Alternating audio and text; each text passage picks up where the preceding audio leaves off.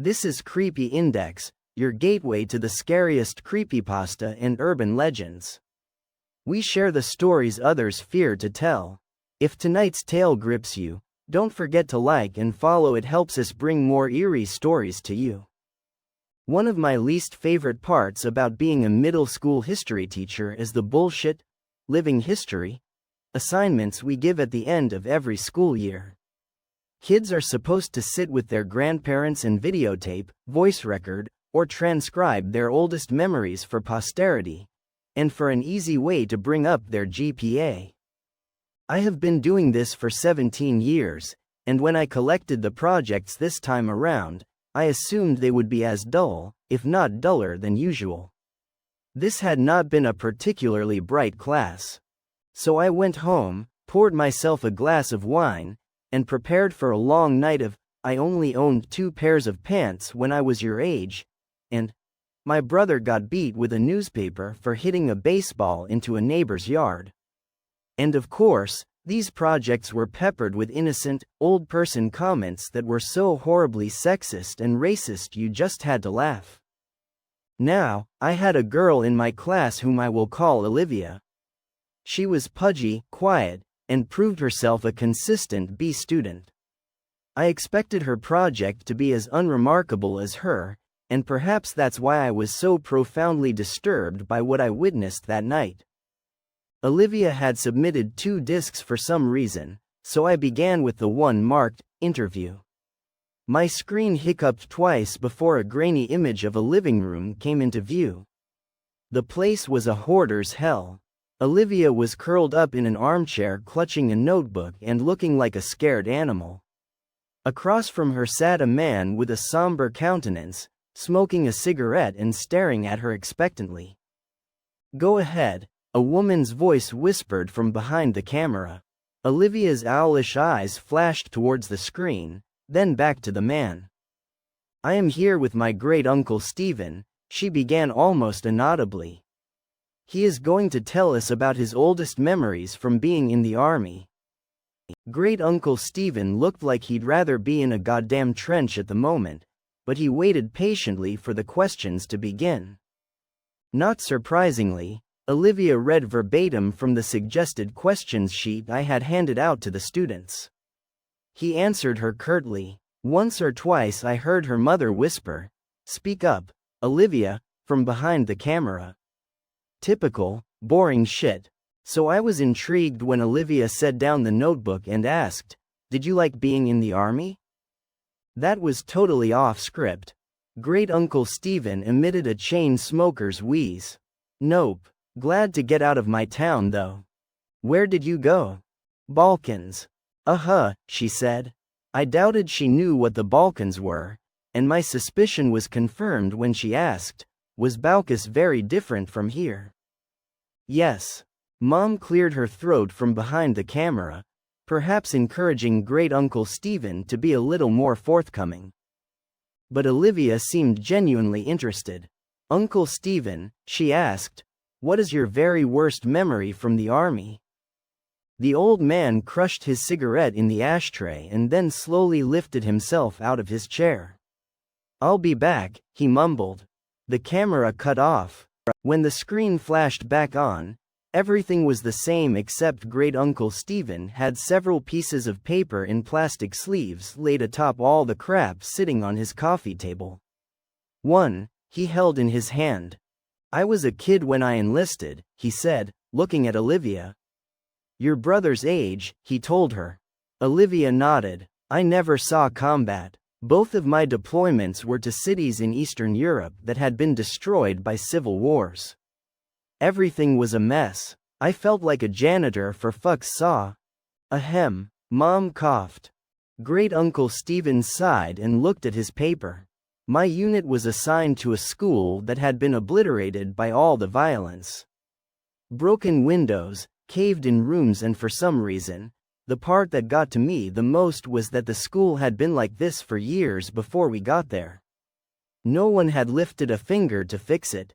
I saw kids walk by it on their way to go beg for money or whatever shit they did." The camera dipped towards the floor as I heard Mom whisper harshly at great-uncle Stephen. I couldn't make out what she was saying, but it wasn't hard to imagine. "Do you want to hear this goddamn story or not?" I heard him bark in response. "Then you better let me tell it how I want." "Mom," Olivia chimed, "please stop interrupting. Are you presenting this in front of the class?"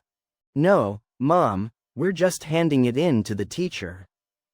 "I'm sure he's heard the word shit before," Great Uncle Stephen contributed helpfully. I wasn't he, as a matter of fact, but other than that the statement was accurate. The camera was lifted and after a couple of blurry focus adjustments, the shot was the same as before. I'm talking too much anyway," he grumbled. He lifted the piece of paper in his hand close to his face. "In the basement, I found this letter. I didn't know what it said but I had a buddy of mine translate it. So I'm gonna read it now. And then I'll tell you what I saw in that basement." A chill ran down my spine. Mom zoomed in to Great Uncle Stephen and his letter. His palsied hands trembled as he held up the paper. This is what he read. "Dear Sir, I never loved my country. So many of these skirmishes are born from patriotism, a power struggle for the shards of a once great empire, but I do not care what name my home has on a map. This fighting is senseless and I stay as far away from it as I can. It was not these attacks and disorganized violence that took the lives of my wife and child. It was illness. Mercifully, it happened quickly for the baby. Nadia suffered for longer. I watched in horror knowing I could do nothing for them. My only solace is that I was there for them every step of the way. I stopped going to work one day, and no one came after me. I doubt they noticed I was gone. Since the school was simply across a field, visible from my window, it would have been easy to go for a few hours each day and come home quickly to care for them. But what was the point? All I did was clean floors. I was as useless to the world as I was to my family. I tried to take Nadia to the hospital, but the journey was too long and taxing. I brought her home and she died that night. After Nadia and the baby were gone, well, I don't remember much. I didn't leave my hovel, barely ate and slept, thought many times of taking my own life. Tempting though it was, I felt paralyzed by my own helplessness. The one thing that kept me sane was my radio. I never turned it off once. Even though I didn't listen to the words being said, in fact, the channel I got the clearest was in English, I think, which I don't speak a lick of. But the voices, the music, and the true knowledge that life existed beyond this violent city sustained me. I have no idea how much time passed before I saw the light of day again. I was dizzy from hunger, so finding food was my priority. My radio came with me, of course. Since I first holed myself up, it has gone everywhere with me. It talks to me as I sleep and as I wake. I don't know what it's saying, but I know I would die without it. Once I had some water and food, it occurred to me that the only thing left to do was go back to work. So I did. The following morning, I simply returned to the school where I was a janitor and got back to work. Nobody made a big deal out of it. Like I said, Nadia had been sick for a long time, and those who worked at the school knew it. I appreciate that no one had pestered me to come back to work during the hardest days of my life.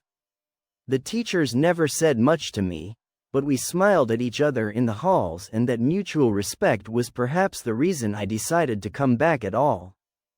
The place had gone to the dogs without me, so I simply grabbed my broom and rags from my closet and set to cleaning. Everyone is grateful to have me back, I know. And the best part is that nobody minds my radio. I bring it with me everywhere and keep the volume low enough not to disrupt the students. No one has ever complained.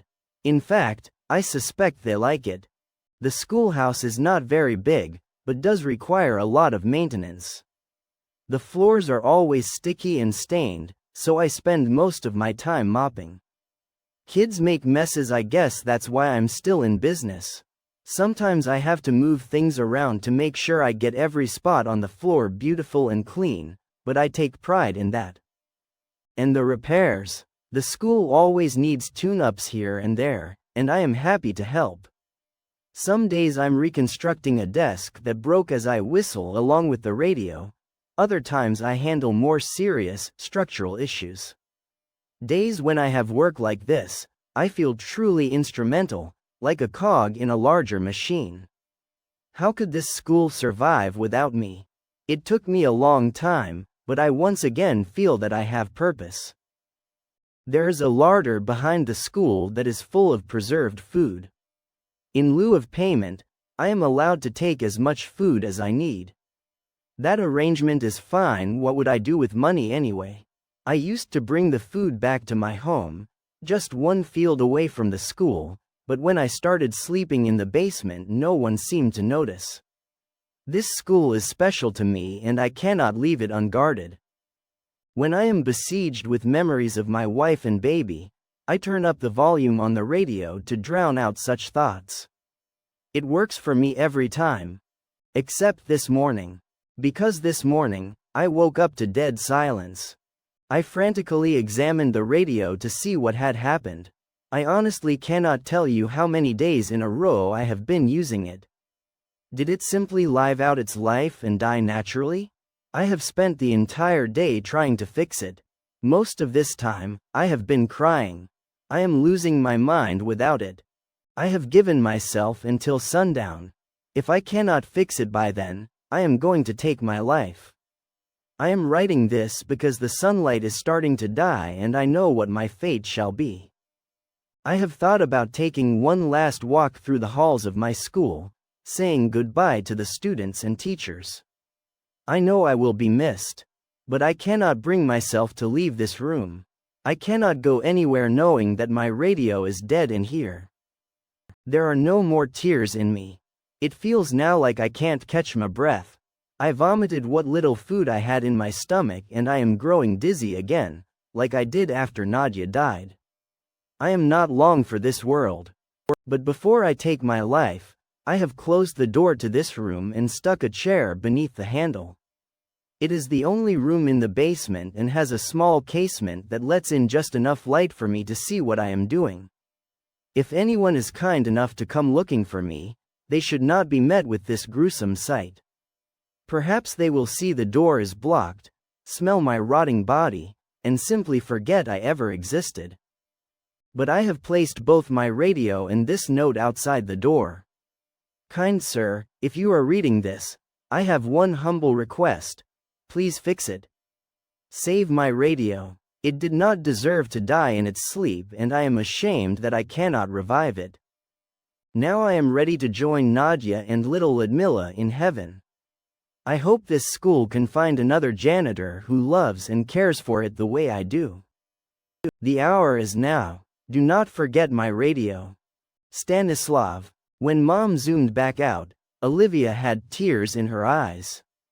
Thank you for sharing, Uncle Stephen, Mom said, her voice choked. I think we have enough. Wait, Olivia chirped. He said there's more. What did you find? Before Great Uncle Stephen could open his mouth, the image disappeared. My jaw dropped. Was that it? What did Great Uncle Stephen see? I promptly remembered that there was a second disc.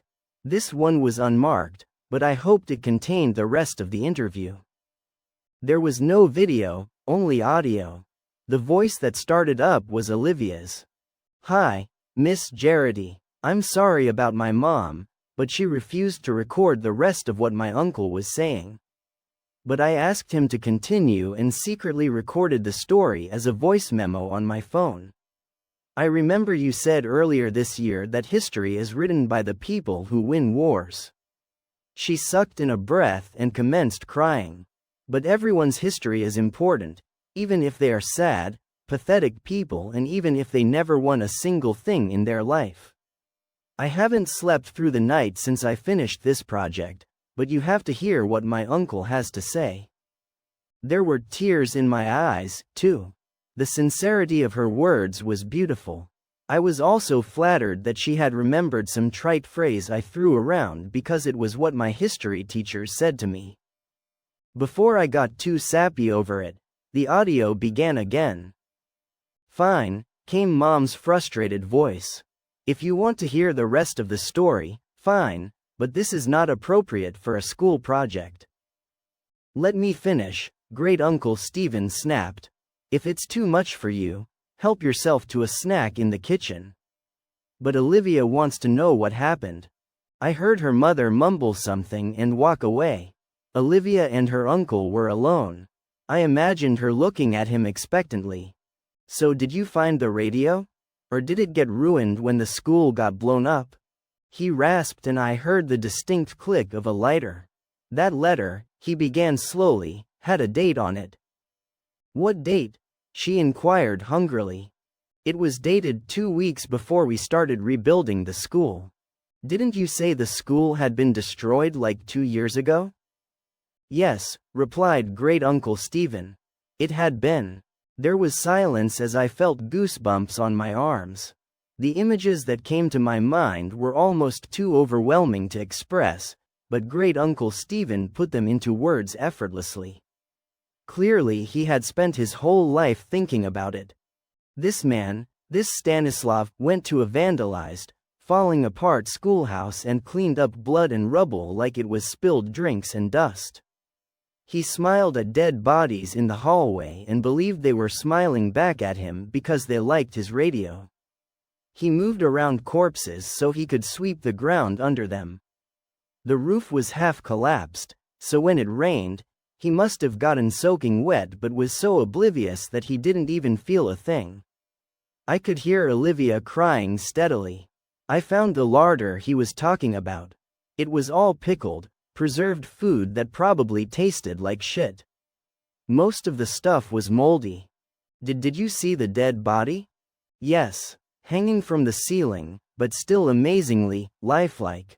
He wasn't rotting away. This hadn't happened years ago."